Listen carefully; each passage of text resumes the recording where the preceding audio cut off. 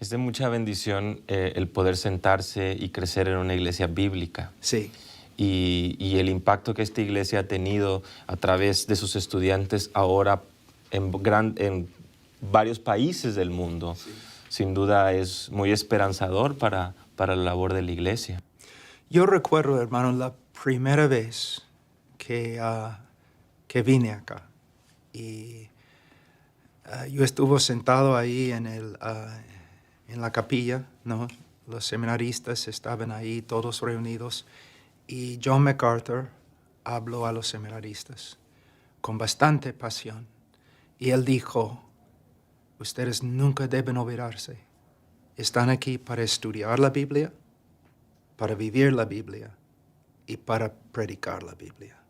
No hacemos otra cosa acá, ¿no? Estudiar, practicar, obedecer y proclamar. Y en el día de hoy es lo que necesitamos. Y aquí en este lugar siempre va a salir de este lugar una proclama clara, ¿no? Y bíblica, sin confusión. No van a decir una cosa y hacer otra cosa, ¿no? Es un ministerio íntegro. Sí. De manera específica, en la iglesia, muchas personas han sido atraídas por muchas cosas porque sus sentimientos o sus emociones juegan un papel importante al momento de tomar decisiones.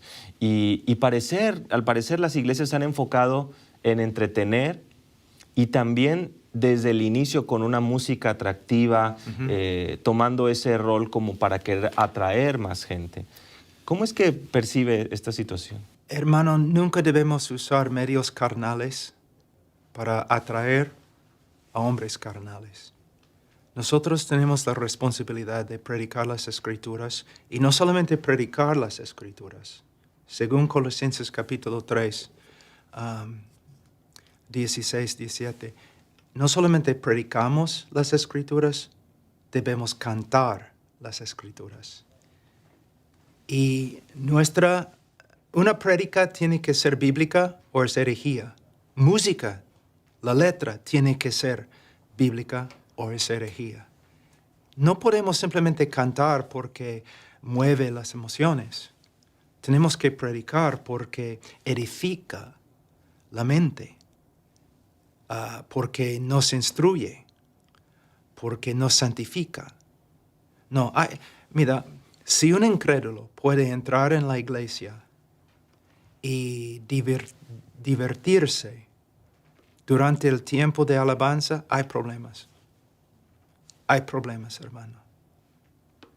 Y todos hablando de la presencia de Dios y los incrédulos están allí felices. Hermano, cuando la presencia de Dios de verdad es una realidad en la iglesia, el incrédulo no va a sentirse cómodo hasta que se arrepienta y cree en Cristo.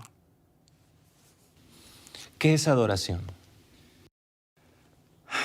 Primeramente, necesitamos reconocer que podemos adorar sin conocer a Dios. Cuando Cristo estaba hablando con la mujer samaritana, Él le dijo que los samaritanos estaban adorando a un Dios que no conocían. Mira, en muchos casos la alabanza es simplemente un tiempo de idolatría. ¿Por qué? Si voy a una iglesia, ¿no? Y yo digo a cada persona que está ahí, okay, yo te voy a dar una hoja y un lapicero. Escríbeme los atributos de Dios en la hoja y define cada atributo. La mayoría de las personas que están en la iglesia no van a poder hacerlo.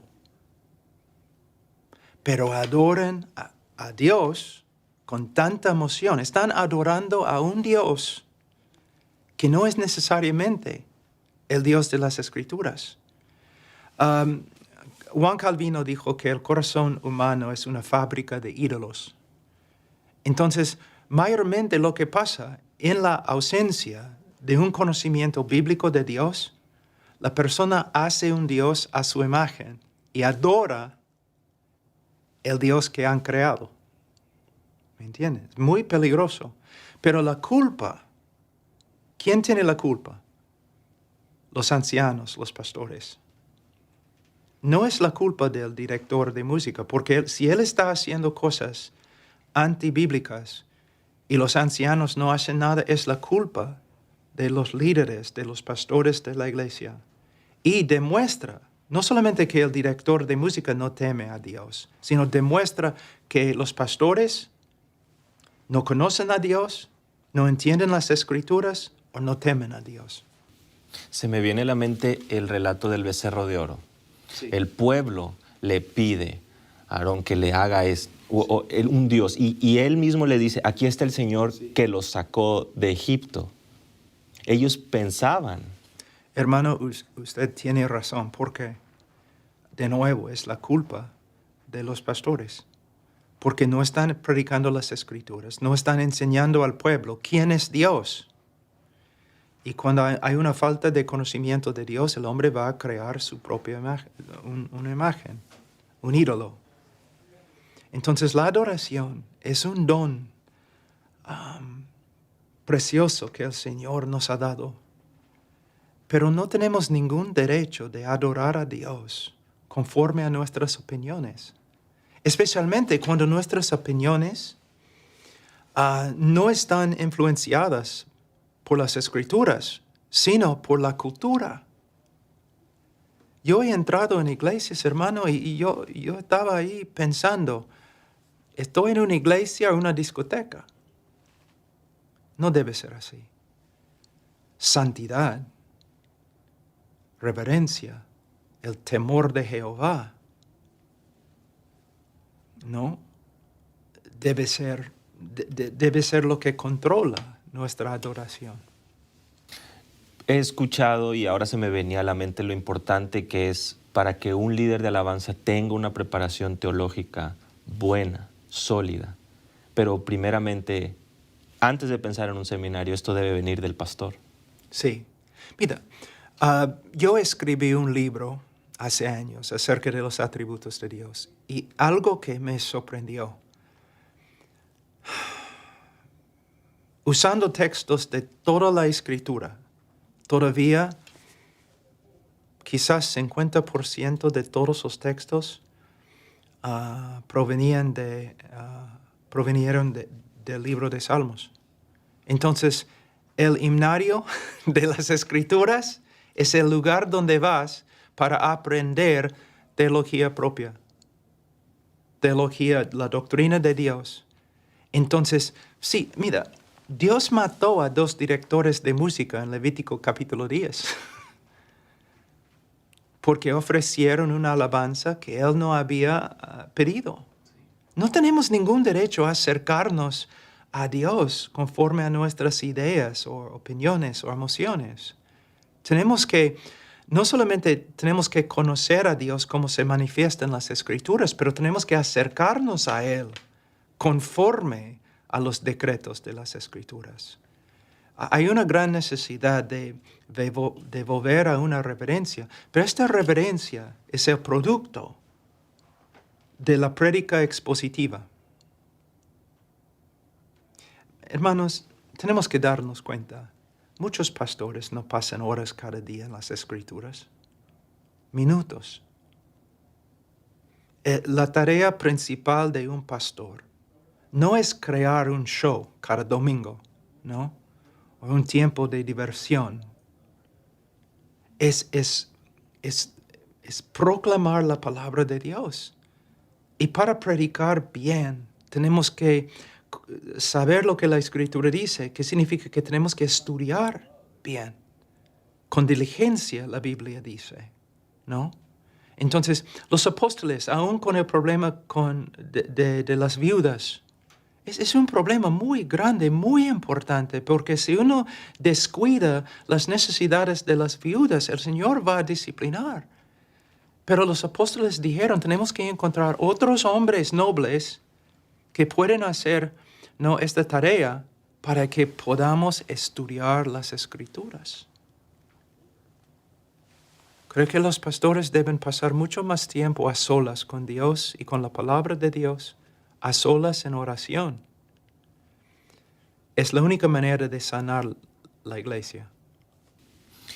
Y la manera y el camino correcto para poder tener un corazón de adorador, de un adorador genuino. A mí me parece, hablando de los atributos de Dios y de lo importante que es, recuerdo en Apocalipsis 5, el final, donde en la adoración celestial se dice, al que está sentado en el trono y al Cordero sea la alabanza, la honra, la gloria y el poder por los siglos de los siglos. Y eso me parece que no está resonando en las mentes y en los corazones de la iglesia hoy. Yo leí otro día un testimonio de un incrédulo ateo que habló de una iglesia, no sé dónde, en Estados Unidos, donde él estaba escribiendo como un blog, ¿no? Que soy ateo, no creo en Dios, pero un amigo me invitó a su iglesia y de verdad me gustó y voy a volver porque la gente era muy amable y la música muy profesional y fantástica. ¡Wow! Hermano, no es correcto. Definitivamente no hay un énfasis en la verdad.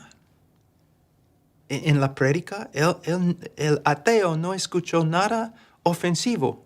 En la prédica, hermano. No había escándalo, pero el Evangelio, según las Escrituras, es un escándalo para el hombre carnal. Entonces, hay pastores que no están entrando en el reino de Dios y no están permitiendo que otros entren. Es un estorbo. Sí, pero a la vez tenemos que decir que en Latinoamérica especialmente hay también buenos pastores, ¿no? Yo trabajé en Perú y hay predicadores buenos y hay hombres buenos, pero necesitamos más. Necesitamos más. Sí. Desde pastores hasta la persona que sirve dando la bienvenida, hasta la persona que está sirviendo como ujier y a la persona que toma el micrófono en algún momento del servicio de adoración, ¿no? ¿Cuánta responsabilidad tiene aquel que está dando cualquier cosa, pero que toma un momento para hablar en la congregación? Porque si al parecer existe una ignorancia de la importancia de esto y muchas veces la intención es precisamente motivar, como por ejemplo lo que hace un líder de música, que entre canción y canción vamos a ponernos de pie, vamos a unir nuestras manos, vamos, dile al que está a tu lado, Sí. cierra tus ojos. En nuestra iglesia, especialmente cuando vamos a cantar un himno nuevo, que nunca hemos cantado, un pastor quizás va a explicar la teología del himno, por qué lo cantamos, qué significa, cuáles son las doctrinas más importantes en el himno, ¿no? Sí. Y porque, según Colosenses 3, la música, hermano, es didáctica. Comunica verdad, o debe comunicar verdad. Y la música va a comunicar verdad o herejía.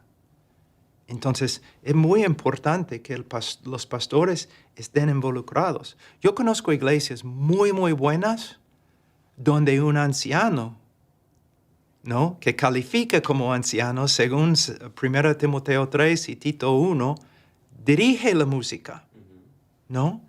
Mira, hermano, en muchas iglesias el pastor tiene un joven de 17 años que sabe tocar la guitarra y cantar. Y le dice, tú vas a ser director de música. Hermano, es tan peligroso hacer eso. El que dirige la música debe ser quizás el mejor teólogo en la iglesia, porque él va a dirigir al pueblo de Dios a adorar a Dios. Y nosotros sabemos que es una bendición, pero sabemos también en las Escrituras es algo muy peligroso. Simplemente no hay reverencia en el día de hoy.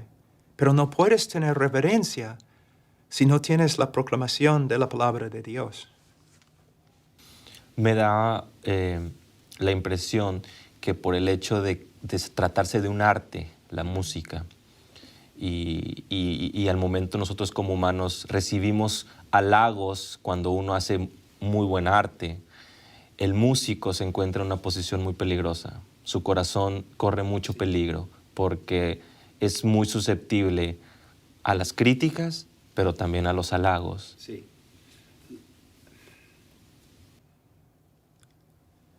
Lo más importante, de nuevo, es la prédica. Aquí, en Grace Community. Tienen una orquesta inmensa, cantantes hasta de ópera, cantantes profesionales. Pero siempre, durante la música, yo solo pienso en Cristo. Yo solo pienso en la verdad que están cantando. Por supuesto me gusta la calidad de música y la calidad de los cantantes. Pero por causa de la exposición de la Escritura y el hecho que estos músicos han escuchado la palabra de Dios tantos años, ellos cantan con una reverencia profunda, tocan sus instrumentos con una reverencia profunda. ¿Por qué? Por causa de los ancianos acá, por causa de la prédica acá. Y ellos no van a tolerar algo que no glorifique a Cristo. ¿Dónde está esa línea entre dar lo mejor y a la vez mi iglesia no tiene esos buenos músicos todavía? ¿Dónde está? Hermano, mi iglesia, yo no soy anciano. En mi iglesia que amo, y tenemos 4 ancianos que respeto y amo y me cuidan. Nuestra alabanza es muy, muy simple. Solamente tenemos un hombre tocando una guitarra, nada más. No es porque estamos en contra de una orquesta, solamente somos una iglesia no muy grande y muy simple. Y adoramos a Dios. Y nuestra adoración agrada a Dios como la adoración acá con, ¿no?, la orquesta. Es la teología, es la reverencia, es la doctrina.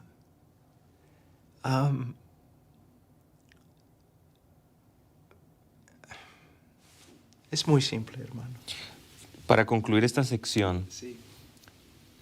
si tuviera un músico joven, un hombre que ha sido dotado con un talento en la música, está iniciando en la iglesia, ¿cuál sería su consejo? Si se pudiera dirigir a él, ¿qué es lo que le diría? ¿Estás hablando de un joven que va a dirigir la música? Que está en la iglesia, está asistiendo, tiene el talento. Primeramente, tenemos que evitar a toda costa el pragmatismo. Un pastor puede decir, bueno, yo no canto bien, no tenemos otra persona, tenemos un joven que toca la guitarra y canta bien, él puede dirigir. No, es pragmatismo. Es pragmatismo. Necesitamos ahí un hombre santo.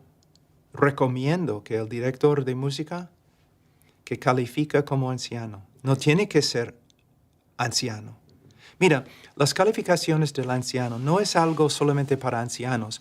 Con las calificaciones, Pablo está simplemente describiendo un cristiano maduro y luego diciendo, el anciano tiene que ser cristiano maduro, no neófito.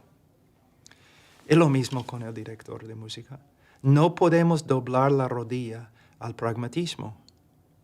Si el pastor canta horrible, pero es el único hombre que califica, debe dirigir la música. Debe hacerlo. Lo siento. No podemos negar lo que la Escritura enseña. Y estamos poniendo, mira, si un pastor viniera a mi hijo de 18 años, si le dijera, mira, tú tocas bien, puedes dirigir la música, yo sería muy ofendido. Y yo iría al pastor y yo le reprendería. Porque él está poniendo a mi hijo en peligro. Mi hijo todavía es cristiano, pero es joven, es neófito. Estudia su Biblia, por supuesto, pero no califica como anciano. No tiene la madurez que necesita para dirigir al pueblo de Dios en nada. Y una persona puede decir que yo soy muy severo, pero no, hermanos, tenemos que pensar en lo que estamos haciendo. No, la alabanza no es un tiempo de diversión, no es simplemente cantar canciones, es adorar al Señor, es otra cosa. Muchas gracias, hermano.